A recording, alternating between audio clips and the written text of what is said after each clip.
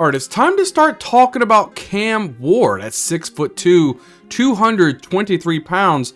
He did play for the Miami Hurricane here at the end, right? I mean, he's an explosive passer who has the ceiling to be an impact starter at the pro level. He possesses the arm strength, arm elasticity, and mobility within the pocket to be a headache to defend against, right? So he can slide out of harm's way, right? Rip throws into tight windows down the field for back-breaking conversions against the defense.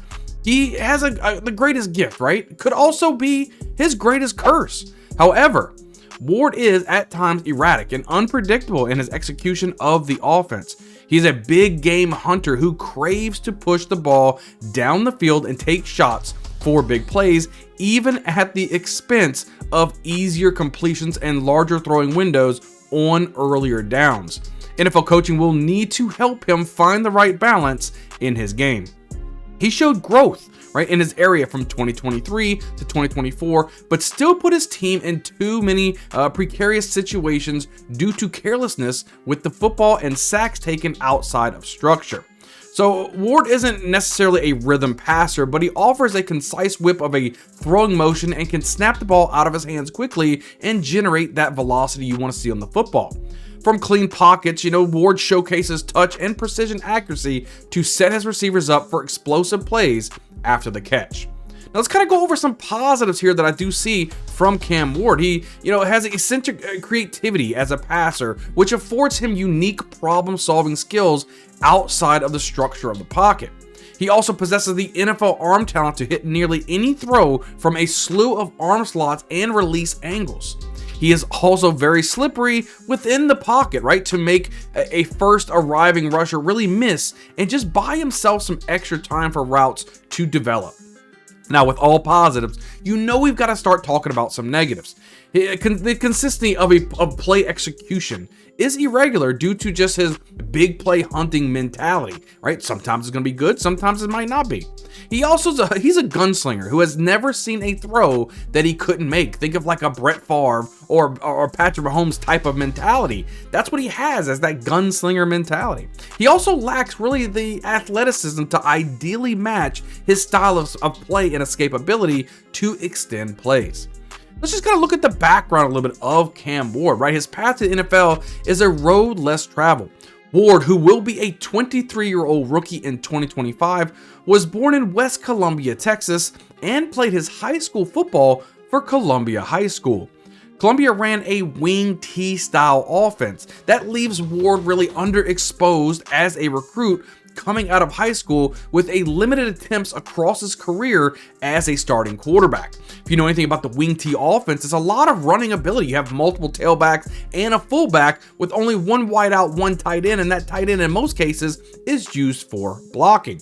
So it just didn't set him up very well for his recruit, right? And as a result, Ward received next to little attention as a recruit and ultimately committed to play at Incarnate Word, right? The only program to offer him a scholarship. Ward exploded onto the scene during his 2020 spring season at Incarnate Word as a true freshman.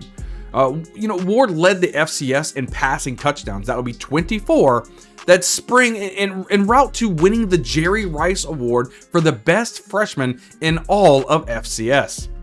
His second season at Incarnate Word saw him named the Southlands Conference Offensive Player of the Year thanks to 4,648 passing yards and 47 touchdowns. With his reputation really now developed, Ward entered the transfer portal for the first time ahead of the 2022 college football season and committed to Washington State. Ward was followed by his favorite receiving target from UIW, as well as Eric Morris, who was the offensive coordinator for Ward's 2 seasons at the FCS level. Morris softened Ward's, transition to the FBS level, and Ward enjoyed 2 successful but inconsistent seasons at Washington State before reassessing his situation ahead of his final year of eligibility. Ward initially entered the transfer portal again, then declared for the 2024 NFL Draft. Before the final deadline, he re-entered the portal, withdrew his declaration, right, and committed to the University of Miami, where things went to a whole new level. Ward's reputation as a dynamic passer was met with a signature win early in the year against Florida, and against those Gators. several come from behind victories amid a 9-0 start, right? The Canes' first since 2017. Miami lost 2 of their final 3, however, including a collapse against Georgia Tech, in the kind of moments Ward has thrived in all season long when playing from behind. The losses cost the Canes a spot in the ACC championship game and ultimately a place in the 12-team college football playoffs. Ward was named a finalist for the 2024 Heisman Trophy, named a first-team AP All-American, and won the Davey O'Brien Award for his play in his 5th and final season of eligibility. Ward, he has a beautiful mind, right, for the game.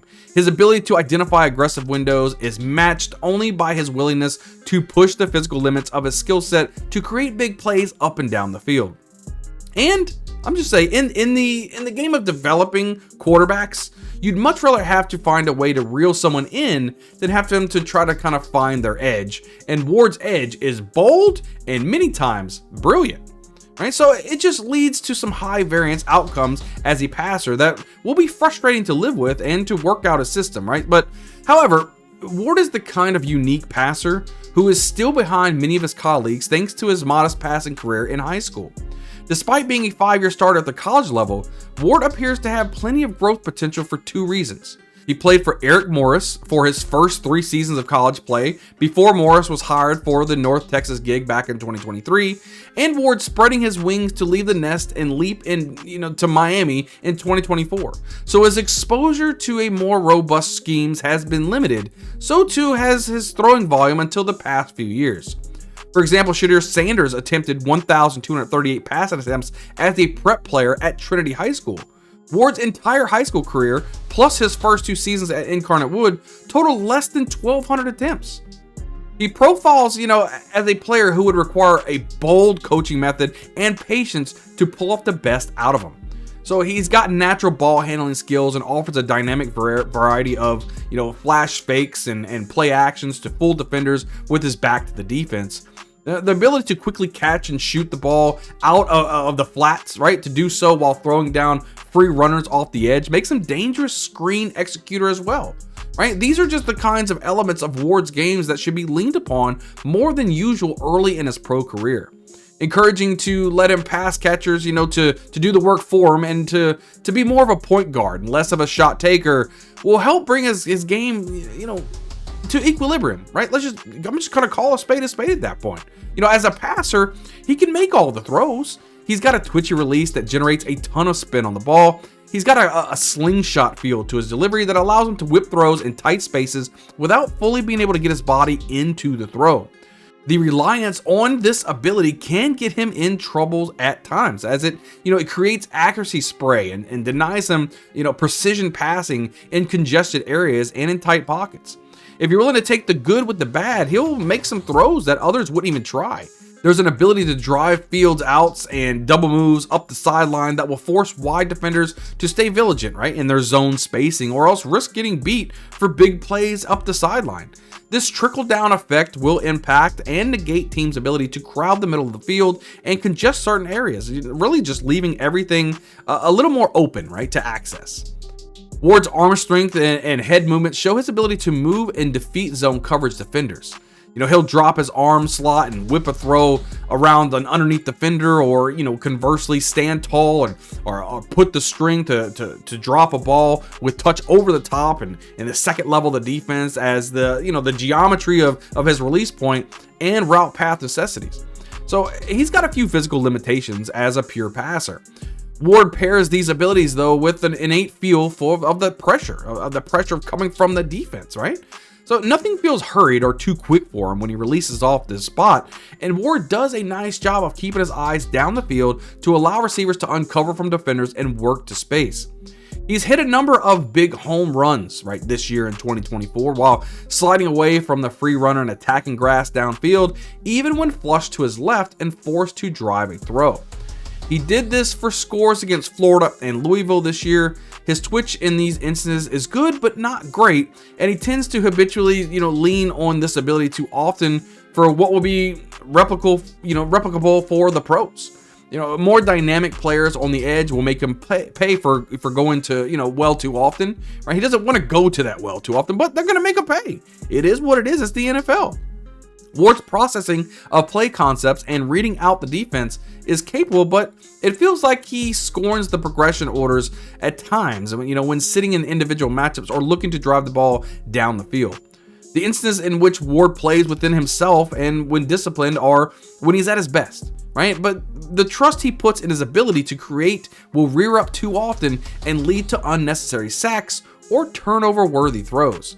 So he threw nearly identical interceptions, rolling and throwing late off his back foot across the middle, a troubling reinforcement that he's got unflappable confidence, at times to a fault.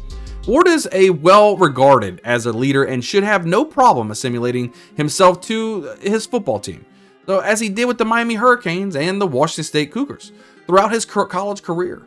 You know, he has an alpha mentality and confidence at the line of scrimmage.